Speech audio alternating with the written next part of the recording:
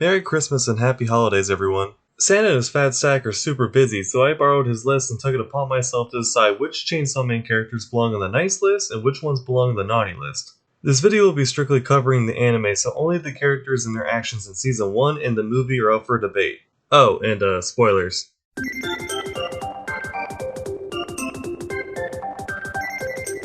Starting us off is the main Chainsaw Man himself, Denji, who lands himself on the nice list. Sure, he can be a handful and a bit of a perv, but he does have a heart. He saved people and a cat from devils, donated to charity, and even saved a wounded Pochita. He's honestly one of the more well-behaved devils of public safety, where he rarely needs to be monitored and is usually the one looking after his fiend coworkers. Pochita is obviously on the nice list. He's Denji's best friend and helped him hunt devils to decrease his debt to the Yakuza and is actively keeping him alive to this day. Good boy. Ow!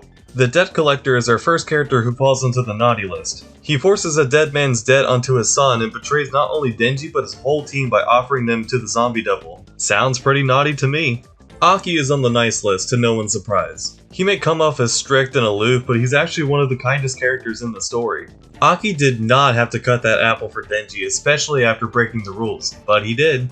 Aki was put into two situations where he could have given up Denji to potentially save his own skin, but he never once gave him up. If there was an extra nice list, Aki would be on it. Sorry, Power fans, but the Blood Fiend is going on the naughty list. Power had some good moments like her stopping Aki's bleeding and becoming a close friend to Denji, but she has a whole laundry list of bad deeds. She tried to kill Denji, she doesn't eat her veggies, she doesn't flush, and the worst sin of all, she spent all of the points on Aki's customer loyalty card. You're a monster!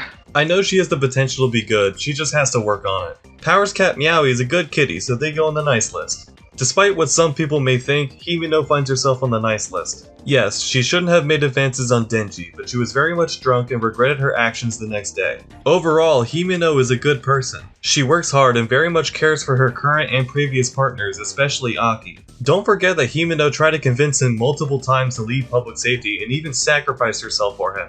If that doesn't get you on the nice list, I don't know what will. Araya is going straight on the nice list. He's a good man who looks after his mom and fellow devil hunters. Kobeni is also going on the nice list. She did try killing Denji, but she only did that because she was terrified and felt that she had to. She even apologized to Denji later on. Kobeni is very kind and hates stepping on other people's toes, even to her own detriment. Katana Man is unsurprisingly on the naughty list. Although he squawks about humanity and morals, he has no problem cutting down civilians that get in his way. And he's joined by his partner Akane, who not only orchestrated the attack on public safety, but put countless people into gun devil contracts. We don't get to see Tendo a whole lot, but she seems like she'd be on the nice list. She was willing to go to Tokyo to help Aki and the other devil hunters recuperate after the Katana Man attack. And same goes for her partner Kurose. He may be a bit mean-spirited, but he'll usually do the right thing at the end of the day.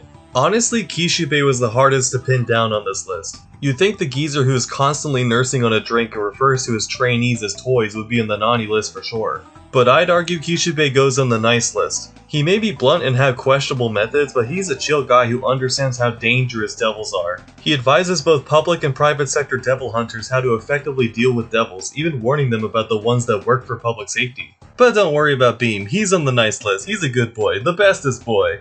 And if you think otherwise, run.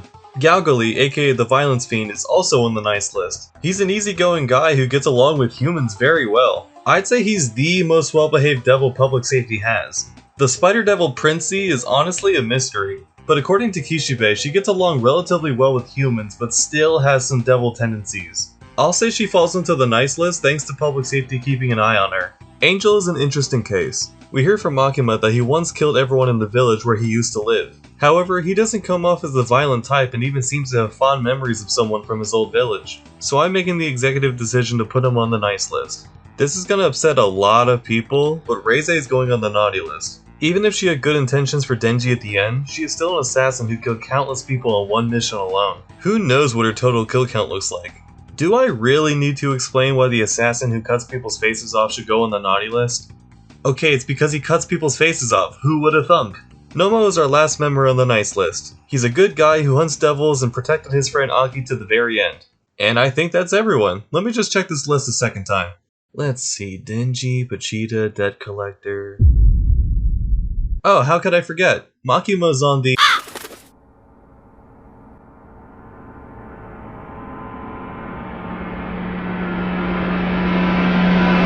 Naughty.